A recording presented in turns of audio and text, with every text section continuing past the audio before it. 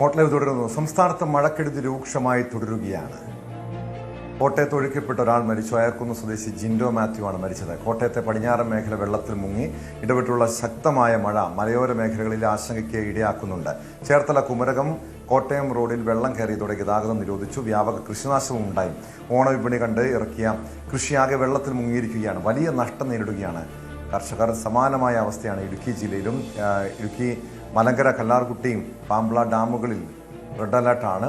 മലങ്കര കല്ലാർകുട്ടി പാമ്പ്ള ഡാമുകൾ തുറന്നിട്ടുണ്ട്. ഡാമുകളിൽ റെഡ് അലേർട്ട് ലെവലിലാണ് ജലനിരപ്പ്. പ്രധാന പാതകളിലടക്കം മണ്ണിടിച്ചിലുണ്ടായി. വാഹനങ്ങൾ വഴിതിരിച്ചു വിട്ടു. പ്രിൻസ് ജെയിംസ് ചേരുന്നുണ്ട് വിവരങ്ങളുമായി ഇടുക്കിയിൽ നിന്ന്. പ്രിൻസ്, എന്തായാലും ഈ ഡാമുകളിൽ ജലനിരപ്പ് ഉയരുന്നു. റെഡ് അലേർട്ട് ലെവലിലാണ് ജലനിരപ്പുള്ളത്. ഒരു ആശങ്കപ്പെടേണ്ട സാഹചര്യമുണ്ടോ? ഈ ജനങ്ങളെ സംബന്ധിച്ച് ഈ വീടുകളിൽ നിന്നും മാറി താമസിക്കേണ്ട ഒരു അവസ്ഥയുണ്ടോ? നിലവിൽ അവിടുത്തെ ഒരു മഴയുടെ സാഹചര്യം എങ്ങനെയാണ്?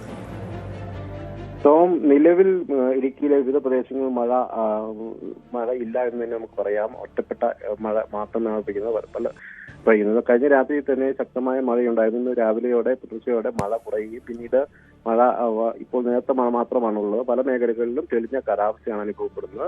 നിലവിൽ നമുക്ക് ആശങ്കാജനകമായ സാഹചര്യം നിലവിൽ ഇടുക്കിയിലില്ല. എന്തായാലും ജില്ലയിലെ 3 ഡാമുകളിൽ നിന്ന് വെള്ളം പുറത്തേക്ക് ഒഴുക്കുന്നുണ്ട്. പ്രത്യേകിച്ചും മലങ്കര ഡാമിൽ നിന്ന് ഇന്ന് പുലർച്ചെ മുതൽ കൂടുതൽ വെള്ളം പുറത്തേക്ക് ഒഴുക്കാൻ തുടങ്ങി. കഴിഞ്ഞ ദിവസം 50 സെന്റിമീറ്റർ ഉയർത്തിയായിരുന്നു 5 ഷട്ടറുകളിലൂടെ വെള്ളം ഒഴുക്കിയിരുന്നത്. എന്നാൽ കഴിഞ്ഞ രാത്രിയിൽ തന്നെ കൂടുതൽ വെള്ളം പുറത്തേക്ക് ഒഴുക്കേണ്ട ഒരു സാഹചര്യത്തിലേക്ക് എത്തിയതെങ്കിൽ പോലും മൂവാറ്റുപുഴയാറും തൊടുപുഴയാറും റെഡ് ലെവലിലേക്ക് എത്തിയതാൽ കൂടുതൽ വെള്ളം പുറത്തേക്ക് ഒഴുക്കാൻ പറ്റുന്ന ഒരു സാഹചര്യം ഉണ്ടായിരുന്നില്ല. ഇന്ന് പുലർച്ചെ മുതൽ മഴ താഴ്ന്നു നിൽക്കുന്ന ഒരു സാഹചര്യത്തിലാണ് കൂടുതൽ വെള്ളം ഒഴുക്കുന്ന അവസ്ഥയുണ്ടായത്. ഒപ്പം കല്ലാർകുട്ടി പാമ്പ്ള പോലുള്ള ചെറുകിട അണക്കെട്ടുകളിൽ നിന്ന് വെള്ളം ഒഴുക്കുന്നുണ്ട്. ഇടുക്കിയുടെ ഡൈവേർഷൻ ഡാമുകളായ കല്ലാറും ഇരട്ടയാറും റെഡ് അലേർട്ടിലാണ്. കഴിഞ്ഞ ദിവസം കല്ലാറിൽ നിന്ന് വെള്ളം പുറത്തേക്ക് ഒഴുകിയിരുന്നു. നിലവിൽ മഴ കുറഞ്ഞു നിൽക്കുന്നതിനാൽ ഡൈവേർഷൻ ഡാമുകൾ തുറക്കേണ്ട ഒരു സാഹചര്യം ഉണ്ടാവില്ല എന്നാണ് കരുതുന്നത്. എന്തായാലും നിലവിൽ ഇന്ന് മഴ മാറി നിൽക്കുന്ന ഒരു സാഹചര്യമുണ്ട്. എന്നാൽ രാത്രി കാലങ്ങൾ വീണ്ടും മഴ പെയ്യുമ്പോൾ എന്ന ആശങ്കയുമുണ്ട്. കാരണം കഴിഞ്ഞ ദിവസം ഒരു ദിവസത്തെ പെയ്ത മഴയിൽ തന്നെ അതിശക്തമായ നിരവധി നാശനഷ്ടങ്ങൾ ജില്ലയിൽ ഉണ്ടായിരുന്നു. വലിയ ഉരുൾപൊട്ടലുണ്ടായി. 70ഓളം സ്ഥലങ്ങളിൽ മണ്ണിടിച്ചിലുണ്ടായി. 2 മരണം സംഭവിച്ചു. അങ്ങനെ വലിയ ദുരന്തം ഉണ്ടായ ഒരു സാഹചര്യം ജില്ലയിൽ ഉണ്ടായിരുന്നു. നിരവധി ഏക്കർ കണക്കിന് ഭൂമി നഷ്ടപ്പെട്ടു. ഒപ്പം നിരവധി പേർക്ക് വീടുകൾ നഷ്ടപ്പെട്ട സാഹചര്യമൊക്കെ ഉണ്ടായിരുന്നു. എന്തായാലും അതിനുശേഷം വരുന്ന ദിവസങ്ങളിൽ രാത്രിയിൽ ശക്തമായ മഴ പെയ്തെങ്കിൽ പോലും സമാനമായ രീതിയിലുള്ള വലിയ തോതിലുള്ള അപകടങ്ങൾ ഒന്നും ഇല്ലാതെ തന്നെ ഇന്ന് തന്നെ വലിയ ആശ്വാസകരമായിരുന്നു. കഴിഞ്ഞ രാത്രിയിൽ പ്രധാന പാതകളിലൊക്കെ മണ്ണിടിഞ്ഞുള്ള ഗതാഗത തടസ്സം ഉണ്ടായിരുന്നെങ്കിൽ പോലും അത് ഇപ്പോൾ നീക്കം ചെയ്തിട്ടുണ്ട്. എന്തായാലും നിലവിൽ ഇപ്പോൾ മഴ കുറഞ്ഞു നിൽക്കുന്ന ഒരു സാഹചര്യമാണ്. പ്രധാന അണക്കെട്ടുകളിലേക്ക്, അതായത് ഇടുക്കിയും മുല്ലപ്പെരിയാറും അടക്കമുള്ള പ്രധാന അണക്കെട്ടുകളിൽ നീരൊഴുക്ക് കൂടുകയും ജലനിരപ്പ് ഉയരുകയും ചെയ്യുന്നൊരു സാഹചര്യമുണ്ട്. എങ്കിൽ പോലും കഴിഞ്ഞ വർഷത്തെ അപേക്ഷിച്ച് കഴിഞ്ഞ വർഷം ഈ സമയം ഉണ്ടായിരുന്നത് താരതമ്യം ചെയ്യുമ്പോൾ വളരെ കുറവാണ് പ്രധാന അണക്കെട്ടുകളിലെ ജലനിരപ്പ്. അതുകൊണ്ട് തന്നെ ഇടുക്കിയോ മുല്ലപ്പെരിയാർ പോലുള്ള പ്രധാന അണക്കെട്ടുകൾ തുറക്കേണ്ട ഒരു സാഹചര്യം നിലവിൽ ഇല്ല.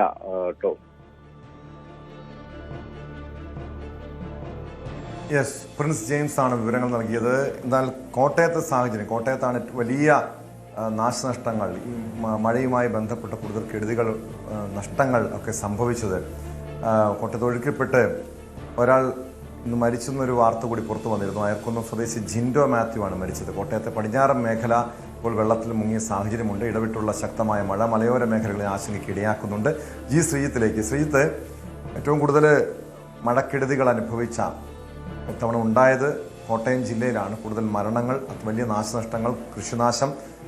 ആദ്യ ദിവസങ്ങളിൽ കിഴക്കൻ മേഖലകളിലായിരുന്നുവെങ്കിൽ ഇപ്പോൾ ആ വെള്ളം പടിഞ്ഞാറൻ മേഖലകളിലേക്ക് എത്തുന്നു. പലയിടങ്ങളിലും അതായത് വൈക്കം ഉൾപ്പെടുന്ന കുമരകം ഉൾപ്പെടുന്ന പ്രദേശങ്ങളിലൊക്കെ വെള്ളം കയറുന്നൊരു സാഹചര്യമുണ്ടോ? നിലവിൽ അവിടുത്തെ മഴ എങ്ങനെയാണ്?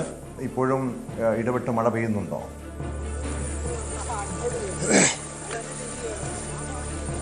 ടോമ, ഞാനിപ്പോൾ ഉള്ളത് ഏറ്റുമാനൂർ മണർകാട് ബൈപ്പാസ് റോഡാണ്. വളരെ വീതിയുള്ള റോഡാണ്.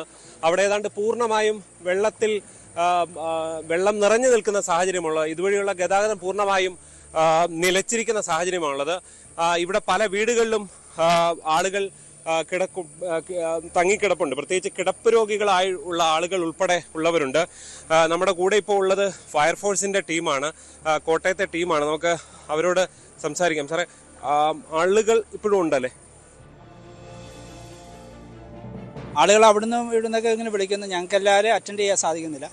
ഏകദേശം 20 ഫയർ ടിങ്കുകൾ പല ഭാഗങ്ങളിൽ നിന്നായിട്ട് ഞങ്ങൾ വർക്ക് ചെയ്തുകൊണ്ടിരിക്കുന്നു ഈ കോട്ടയം പരിസര പ്രദേശങ്ങളിൽ. കൂടാതെ ഈരാറ്റുപേട്ട, പാല തുടങ്ങിയിട്ടുള്ള ഫയർ സ്റ്റേഷൻ്റെ അതിർത്തികളിലും ധാരാളം ആളുകൾ കുടുങ്ങിക്കിടക്കുന്നു, അവരും വർക്ക് ചെയ്യുന്നു.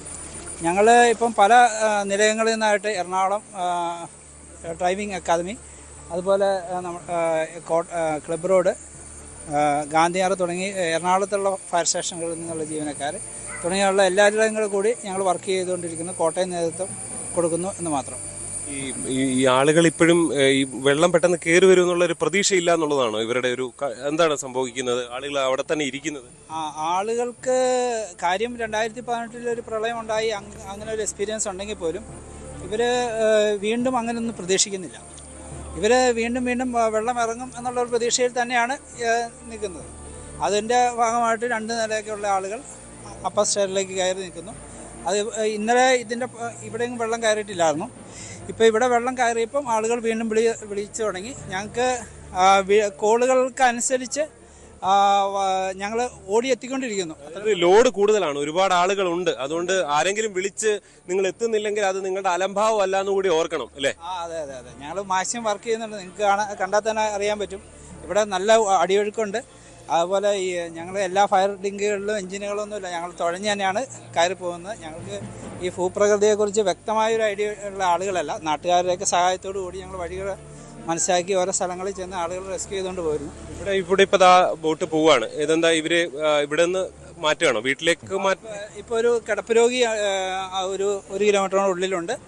ആളെ രക്ഷിച്ച് അയക്കാൻ വേണ്ടി പോകുന്ന വഴിയാണ് ഞങ്ങളുടെ ഫയർ. എന്തായാലും 3 പേരുണ്ടോ? എങ്കിൽ വരാം. എന്നാ ശരി, ഓക്കെ. അദ്ദേഹം ജോലിയിൽ തുടരുകയാണ്. വലിയ കുത്തൊഴുക്കാണ് ടോം. ഈ ദൃശ്യങ്ങളിൽ നമുക്ക് കാണാൻ സാധിക്കും. അവിടെ 3 പേർ കിടപ്പ് രോഗികളുണ്ട്. അവരെ കൊണ്ടുവരുന്നതിന് വേണ്ടിയാണ് ഫയർ ആൻഡ് റെസ്ക്യൂ ടീം അവിടേക്ക് പുറപ്പെടുന്നത്. ഈ നാട്ടിലെ സാധാരണക്കാരായുള്ള പ്രവർത്തകരും ഒക്കെ നമുക്ക്, അതായത് വിവിധ രാഷ്ട്രീയ പാർട്ടികളുടെ പ്രവർത്തകർ ഉൾപ്പെടെയുള്ളവരും എല്ലാവരും ഉണ്ട്. നമുക്ക് ആളുകളോട് സംസാരിക്കാം. ഈ ആളുകൾ അപ്പുറത്ത് ഒരുപാട് വെള്ളമുള്ള സ്ഥലമാണോ? ഹലോ ചേട്ടാ, അപ്പുറത്ത് ഒരുപാട് വെള്ളമുണ്ട് അല്ലേ? ഇവിടെ ഒരാൾ വെള്ളമുണ്ട് കണ്ടോ. അവര് ഇവിടെ ഈ ഇറങ്ങുന്നിടത്ത് അങ്ങോട്ട് കുറയും. അവിടെ ഒരു 2 പേർ അവിടെ അകപ്പെട്ട് നിൽപ്പുണ്ട്. അവരെ കൊണ്ടുവരിക എന്നുള്ളതാണ്. ഇത്രയും ലെവല് പ്രതീക്ഷിച്ചില്ലല്ലോ. ഇത് എത്ര സമയം കൊണ്ടാണ് ഇങ്ങനെ കയറുന്നത്? ഇത് ഇത്തവണ വെള്ളം കയറിയത് വെള്ളിയാഴ്ച വൈകുന്നേരം ഒരു 7 മണി തൊട്ട് 9 മണി വരെ പെയ്ത വെള്ളത്തിലാണ് ഒരു 5ഓളം ഉരുള് പൂഞ്ഞാറ് പൊട്ടിയത്. അപ്പോൾ അതിനുശേഷം ആണ് അവിടെ വെള്ളം, പൂഞ്ഞാറിൽ ഇന്ന് വരെ ഇല്ലാത്ത പോലെയാണ് ഈരാറ്റുപേട്ട വെള്ളം കയറിയത്. അപ്പോൾ അതിനുശേഷം ആ വെള്ളം ഇങ്ങോട്ട് താഴോട്ട് വന്നു. ഇന്നലെ മഴ പെയ്തല്ലോ, അപ്പോൾ അതുകൊണ്ട് ഇറങ്ങിപ്പോയില്ല. അല്ലെ സാധാരണഗതിയിൽ ഇറങ്ങിപ്പോകേണ്ട വെള്ളം തെളിഞ്ഞു. ഇവിടേക്ക് ഇപ്പോൾ വെള്ളം തെളിഞ്ഞാണ് നിൽക്കുന്നത്. ആറ്റിൽ വെള്ളം തെളിയുന്നേ ഉള്ളൂ. സ്വാഭാവികമായിട്ട് വെള്ളം ഇറങ്ങേണ്ടതാണ്. ആളുകൾ ഇറങ്ങുമെന്നുള്ള പ്രതീക്ഷയിലായിരിക്കുമല്ലേ ഇവർ? ഇന്നലെയൊക്കെ പലരോടും പറഞ്ഞാണ്. അത് 2018 ഫ്ലഡിൽ നമ്മൾ ഇതുപോലെ പലരോടും പറഞ്ഞാണ്. പക്ഷേ ആളുകൾ പോകാൻ കൂട്ടാക്കത്തില്ല. അതുകൊണ്ട് ഇത്തരത്തിൽ ഇതേപോലെ തന്നെ അന്ന് ഫയർഫോഴ്സ് വന്ന് പലരെയും പിന്നെ എടുക്കുമായിരുന്നു ലെവൽ കൂടിയപ്പോൾ. ടോമി, ഈ ദൃശ്യങ്ങളിലേക്ക് പോയാൽ വളരെ സാഹസികമായാണ് ഈ ബോട്ട് അങ്ങോട്ടേക്ക് കൊണ്ടുപോകുന്നത്. അതായത് വലിയ ഒഴുക്കാണ് കിഴക്ക് ഭാഗത്ത് നിന്ന് വരുന്നത്. അതുകൊണ്ട് തന്നെ ഈ ബോട്ടിന് ഈ എഞ്ചിനൊന്നുമില്ല, എഞ്ചിനില്ലാത്ത ബോട്ടാണ്. അതുകൊണ്ട് തന്നെ ഈ ഒഴുക്കിനിടയിൽ കൂടി കൊണ്ടുപോകുക എന്ന വലിയ സാഹസികമായ ദൗത്യമാണ് ഫയർ ഫോഴ്സ് ഉദ്യോഗസ്ഥർ ഇവിടെ ചെയ്തുകൊണ്ടിരിക്കുന്നത്. അതിന്റെ ദൃശ്യങ്ങളാണ് നമുക്ക് കാണാൻ സാധിക്കുന്നത്. നാട്ടുകാരുടെ ഒക്കെ വലിയ സഹായം ഇവിടെ ഉണ്ട്.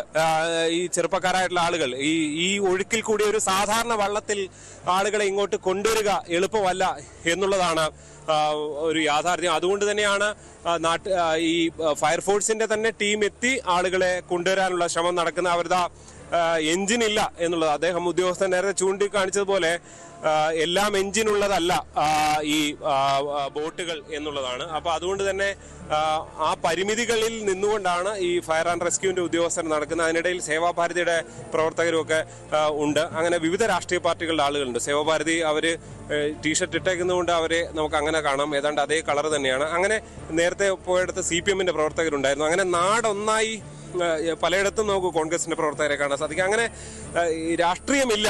ഒരു പ്രതിസന്ധി വന്നാൽ കേരളത്തിൽ അങ്ങനെ ഒരു രാഷ്ട്രീയം നോക്കുന്നില്ല. എല്ലാവരും ഇറങ്ങി നിന്നുകൊണ്ട് വലിയ ആവേശപൂർവ്വം ജനങ്ങളെ, കുടുങ്ങിക്കിടക്കുന്നവരെ, മനുഷ്യരെ പുറത്തേക്ക് കൊണ്ടുവരാനുള്ള വലിയ ശ്രമമാണ് നടത്തുന്നത്.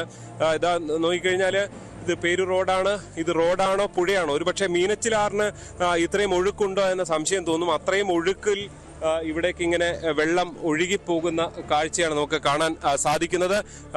ഒരുപാട് ആളുകൾ ഇതുവഴി നടന്ന് വിവിധ സ്ഥലങ്ങളിലേക്ക് പോയിക്കൊണ്ടിരിക്കുന്നു. അതായത് ഇതുവഴി പൂർണ്ണമായും ഗതാഗതം നിരോധിച്ചിരിക്കുന്ന സാഹചര്യമാണ് ഉള്ളത്. വീടുകളിലൊക്കെ വെള്ളം കയറുന്ന സാഹചര്യമുണ്ട്. നമുക്കിവിടെ ഇങ്ങനെ നിന്ന് കൊടുക്കാൻ പറ്റില്ല.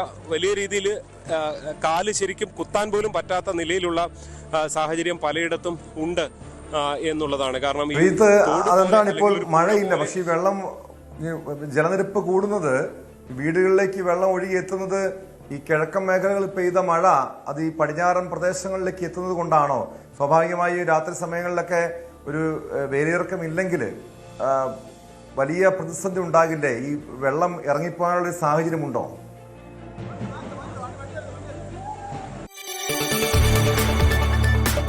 കൂടുതൽ വാർത്തകൾക്ക് news 18 Keralam YouTube channel subscribe ചെയ്യുക.